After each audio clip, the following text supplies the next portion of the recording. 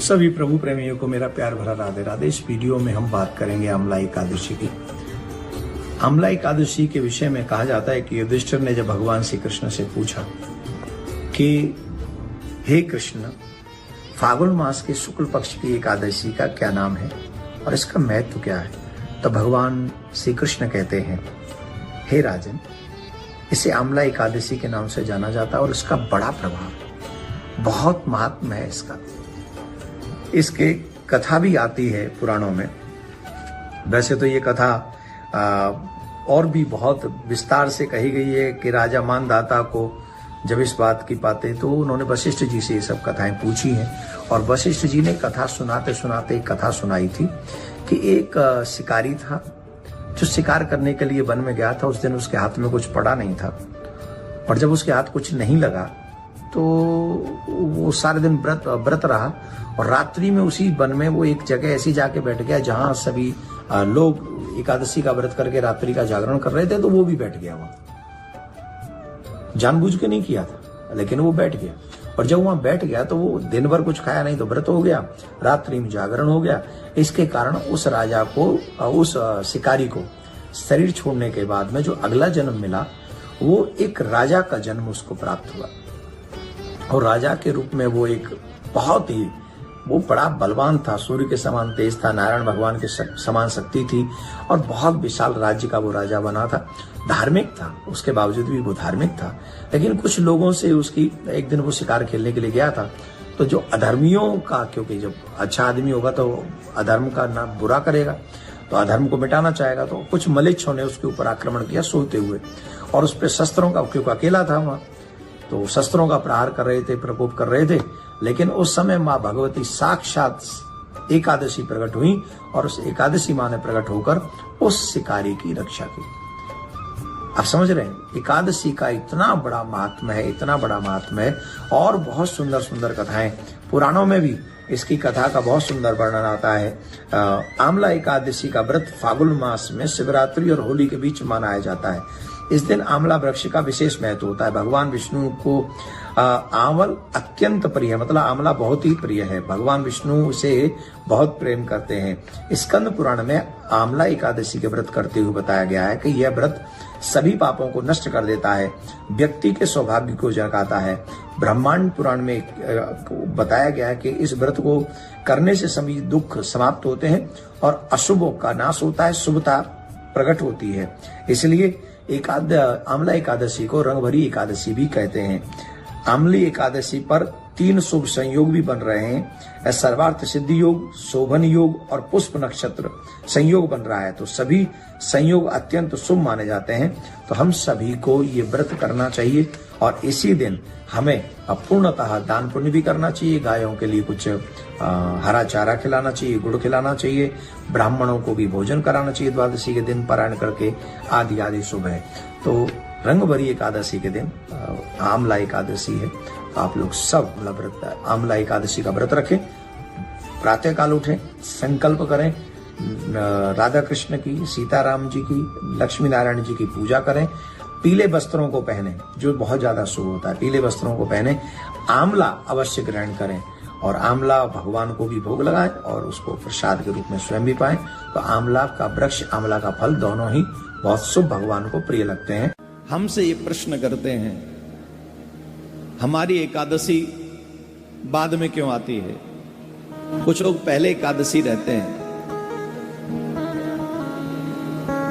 जिस एकादशी को हम लोग नहीं रहते, ध्यान से सुनना, आज वही एकादशी है जो हम नहीं रहते, आज है।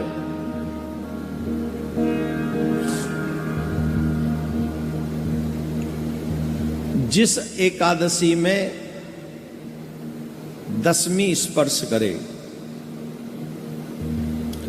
एक बात समझ लीजिए, जो मनुष्य एकादशी व्रत तो सब लोग रहते हैं, लेकिन शास्त्रों में कहते हैं कि कई लोग व्रत करने वाले ऐसी गलती कर बैठते हैं जो वही एकादशी का व्रत उन्हें नरक ले जाता है। वही एकादशी का व्रत उन्हें नरक में ले जाता है। इसलिए व्रत तो करना चाहिए, पर शास्त्र अनुसार करना चाहिए। सोच समझ के एकादशी का व्रत करना चाहिए। शास्त्रों में कैसे एकादशी का व्रत करना चाहिए, कौन सी एकादशी का व्रत करना चाहिए, इसका स्पष्ट निर्देश है। स्मारत और वैष्णव एकादशी दो होती हैं। दसवीं तिथि, ध्यान से सुनना, दसवीं तिथि एकादशी तिथि को अगर स्पर्श करते वो एकादशी नहीं रहनी चाहिए।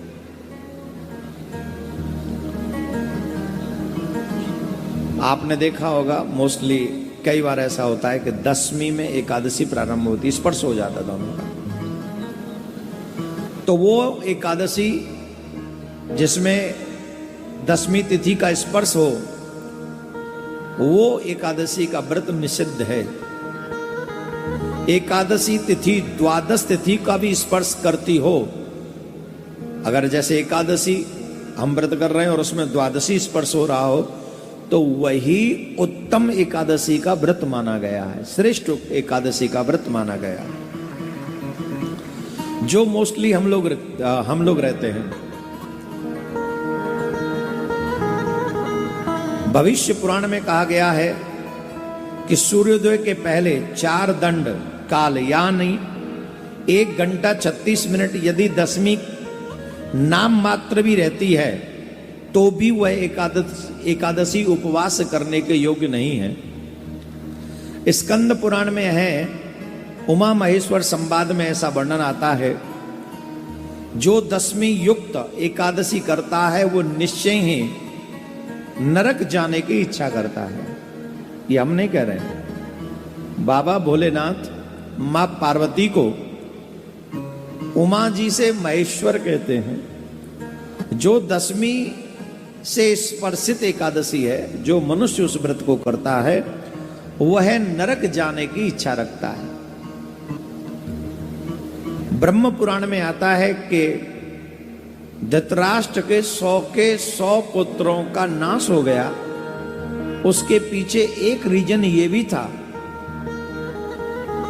उसकी जो पहली पत्नी थी उसके साथ धृतराष्ट्र ने दसवीं स्पर्श वाली एकादशी का व्रत किया था, जिसके कारण उसके वंश का नाश हुआ। ऐसा हम नहीं कहते, ये ब्रह्म पुराण में आता है। इसलिए हम लोगों को वैष्णव एकादशी का व्रत करना चाहिए।